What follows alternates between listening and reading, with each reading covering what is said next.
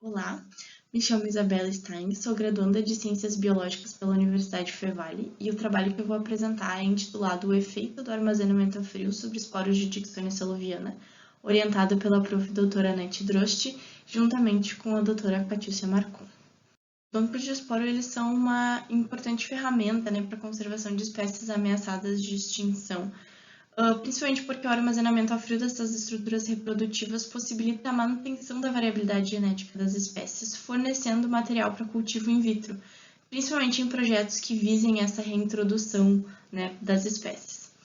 A Dicksonia saloviana é uma espécie de samambaia arborescente ameaçada de extinção nacionalmente, principalmente devido à exploração comercial dos seus caudices para confecção de vasos.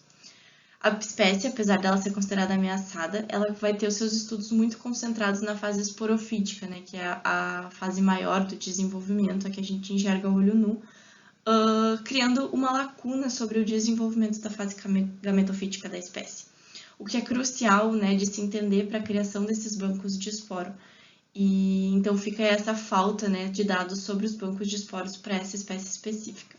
O objetivo do trabalho, então, foi avaliar o efeito do armazenamento a frio sobre as características ultraestruturais e a germinação de esporos de Dicksonia saloviana. Para isso, então, foram coletados esporos de uma população ocorrente na área rural do município de Igrejinha, no estado do Rio Grande do Sul, e eles foram divididos em 3 grupos, os recém-coletados, que foram germinados logo após a coleta, os armazenados por 1 ano em 7 graus e os armazenados por 1 ano em menos 196 graus. Para cada um desses tratamentos foi preparado 10 frascos para cultivo in vitro, contendo meio Meyer líquido, com 5 mg de esporo em cada frasco. Essas culturas foram mantidas sob condições controladas e depois de 30 dias foi avaliada a germinação. Para isso, se preparou uma lâmina microscópica e de cada uma das lâminas foi contado os 100 primeiros indivíduos visualizados, e eles eram então divididos em não germinados e germinados. Para ser considerado germinado, ele precisava ter a emergência do clorócito e ou do rizóide. Já sobre as análises ultraestruturais de cada grupo, elas foram realizadas em microscopia eletrônica de varredura e se procurava pela presença ou ausência do perisporo e pela ornamentação dele também.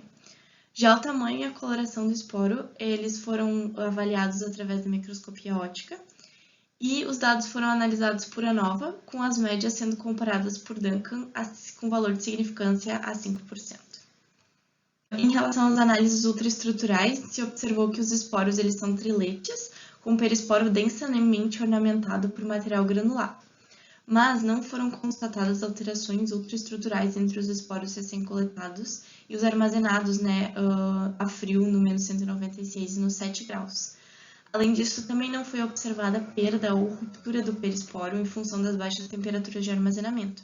A literatura prevê isso para algumas outras samambaias arborescentes, mas não se avaliou isso em nenhum tratamento aqui apresentado. Com a coloração dos esporos, foi constatado que mesmo após o armazenamento, eles se mantêm numa coloração amarelo clara, o que confirma o que diz na literatura, que os esporos de Dicksonia saloviana não são clorofilados. E em relação ao tamanho, notou-se que não houve diferença estatística entre os esporos recém-coletados e os armazenados nas duas temperaturas a frio.